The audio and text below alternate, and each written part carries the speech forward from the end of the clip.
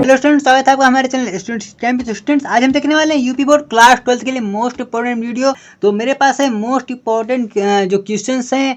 अगर आपने सारी चीज़ों को अच्छे से पढ़ लिया और देख लिया तो पक्का आपके एग्जाम में बहुत ज़्यादा अच्छे नंबर आने वाले हैं। तो स्टूडेंट्स, इसके लिए आपको वीडियो को अच्छे से देखना होगा। आप अपने दोस्तों के साथ शेयर जरूर कीजिएगा क्योंकि वीडियो बहुत ज़्यादा इंपॉर्टेंट है, नॉलेजफुल है, तो इसको आपको शेयर करना तो बनता है। बाकी चैनल को आप लाइक सब्सक्राइब करना ना भूलिएगा।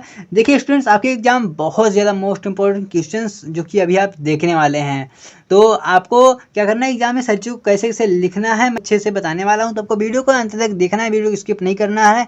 आइए देख लेते हैं। तो आइए हम देख लेते हैं। देखिए, वीडियो छोड़ के भागना नहीं है। मैं इसमें आपको कुछ इंपॉर्टेंट पॉइंट्स बताने वाला हूँ कि आपको कैसे कैसे लिख देना है और आप कैसे ही कम शब्दों में लिखकर कैसे आप अधिक नंबर पा सकते हैं। तो इन सारी चीज़ों की एक अच्छी सी ट्रिक होती है, मैं उसको भी आपको अच्छे से बताने वाला हूँ। वीडियो के बीच बीच में मैं इसको आपको बताता रहूँगा। आइए हम चलते हैं अपने टॉपिक पे।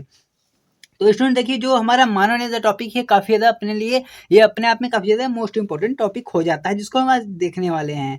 तो मानव नेत्र ये बहुत ज़्यादा इंपॉर्टेंट टॉपिक होने वाला है। इससे हमारे बहुत सारे क्वेश्चंस ऑप्शनल में अगर ये अति लघुत्तरी, लघुत्तरी, दीर्घोत्तरी, इसमें सभी क्वेश्चंस बनने वाले हैं। तो अगर ये लॉन्ग में आता है तो आप इसे कैसे लिखने वाले हैं, मैं उसका एक आपको छोटा सा एग्जाम्पल दिखाने वाला हूँ। तो आइए देख लेते हैं। देखिए, सबसे पहले आपको फिगर कुछ इस प्रकार से बनाना है। अगर उसमें फिगर के लिए मेंशन किया हुआ, अगर इसमें कह रहा है कि सचित्र बनाइए मनोनेत्र का तथा उसका वर्णन कीजिए, अगर ऐसा आता तो तब आप वहाँ पर फिगर बनाएंगे।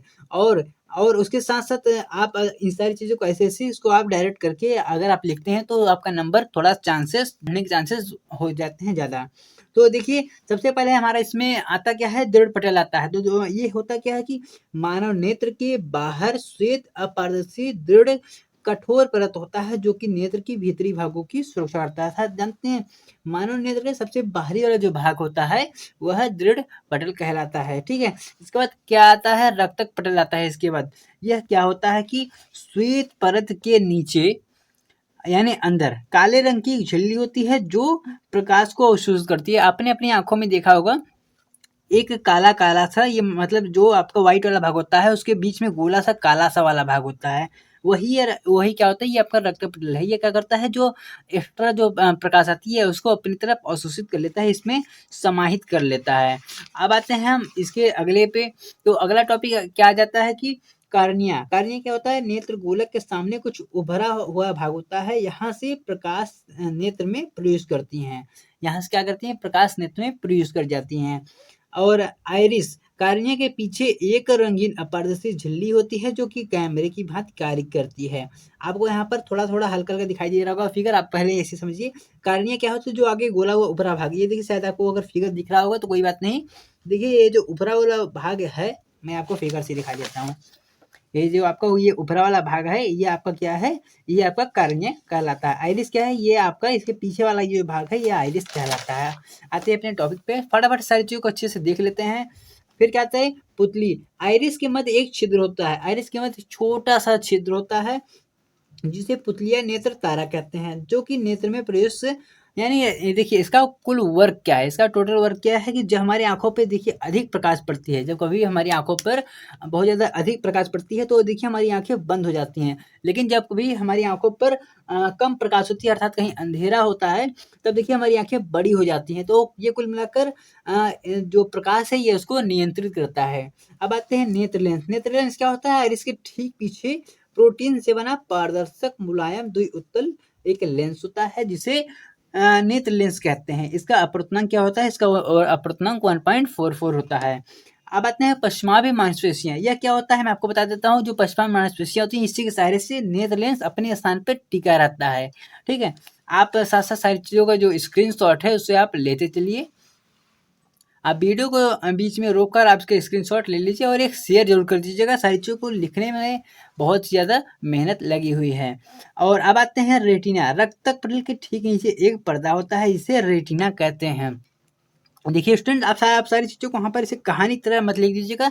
आप कुछ इस प्रकार से, अगर जो हेडिंग है, अगर आप हेडिंग वाइज़ हेडिंग लिखते हैं, तो आपके नंबर बहुत ज़्यादा अच्छे से बन जाएँगे। एग्ज़ामिनर का पूरा फ़ोकस इसी पे जाएगा कि आपने किस प्रकार से लिखा हुआ है। हाँ, आप शब्दों के बीच में थोड़ा-सा गैप देंगे, थोड़ा-सा अगर आप जगह दे-दे के लिखते हैं, तो आपके शब्द जो होंगे वो थोड़ा-सा उभर के वहाँ पर दिखेंगे। ठीक है स्टूडेंट्स? और हाँ, वहाँ पे आप किसी भी प्रकार की गोंचा-माची, अर्थात अगर वहाँ पे कुछ गलत हो गया, तो आप उसको ऐसे-ऐसे उसको अच्छे से नहीं काटेंगे, ठीक है? उसमें बहुत ज़्यादा मेहनत नहीं करनी है। आपको सीधी से एक उसमें लाइनिंग कर देनी है, फिर वही शब्द उसको सुधार के उसके बगल में लिख देनी है। बहुत ज़्यादा गोंचा-माची नहीं करनी है, और इससे आपके जो पेपर है, उसपे थोड़ा-सा इफ़ेक्ट ज़रूर पड़ जाएगा। तो इन सारी जो टिप्स हैं, इसको आपको अच्छे से याद रखना है। देखिए, ये आपको आ गया समझ में। अब आते हैं जलीय और काँचा द्रव। तो जलीय और काँचा द्रव को यहाँ देख लेते हैं। ये जो आपका कार्निया है, ये ऊपरा वाला भाग है जो कार्निया है, और इसके बाद जो ये आपका नेत्र लेंस है, इसके जो बीच ये नीला कलर वाला भाग है, ये जो नीला कलर वाला भाग है, ये आपका क्या है? ये आपका जलीय द्रव है। फिर क्या है? नेत्र लेंस से लेकर रेटिना के बीच का ये जो भाग होता है, ये पीला वाला, ये आपका काँचा द्रव है। आपको बस आ गया है, बहुत छोटा-सा पॉइंट था। इसमें हाँ, एक चीज़ और आपको जो याद रखना है इसमें, वो क्या है कि इसका जो अपवर्तनांक होता है, वो 1.33 होता है, 1.33। इसका भी जलीय द्रव का, काँचा द्रव का भी 1.33 होता है। फिर आते हैं हम पीत बिंदु पे। क्या होता है पीत बिंदु? रेटिना के पास गोल पीला बिंदु होता है, जिसे पीत बिंदु कहते हैं। यहाँ पर प्रतिबिंब स्पष्ट बनता है। आपको बातों से समझ में आ रहा होगा मैं क्या कह रहा हूँ। फिर आते हैं अंधबिंदु पर। अंधबिंदु क्या होता है कि जो नाड़ियाँ नेत्र से मस्तिष्क को जाती हैं, वह अंधबिंदु कहलाती हैं। बस इतना सा ही टॉपिक था। इसके बाद आपके पूरे नंबर यहाँ पे बन जाने वाले हैं। तो आपको अगर वीडियो पसंद है, तो आपको जल्दी से लाइक कर देना है, और सब्सक्राइब, शेयर जो भी सारी चीज़ें कर देना। हाँ स्टूडेंट्स, अगर आपको कोई भी टॉपिक नहीं समझ में आया, तो इस बारे में आप हमें कमेंट कर सकते हैं। इसके अलावा ज़रूरी नहीं यही टॉपिक, अगर आपको किसी भी आपके इसमें किसी भी टॉपिक में अगर आपको समस्या है, इस बारे में आप हमें कमेंट करके पूछ सकते हैं। आपकी पूरी सहायता की जाएगी। स्टूडेंट्स, आप लोग बिल्कुल अच्छे से एग्ज़ाम दीजिए सारी चीज़ों का। तो आपको जो आपके आज का टॉपिक, तो मिलेंगे आपको फिर से किसी नए वीडियो में, किसी नए टॉपिक के साथ। तब तक आप हँसते रहिए, मुस्कुराते रहिए, और जल्दी से आप हमारे चैनल को सब्सक्राइब कर दीजिए। वीडियो को एक लाइक, एक शेयर ज़रूर कीजिएगा। तो जय हिंद, जय भारत। आपके एग्ज़ाम के लिए बेस्ट ऑफ लक।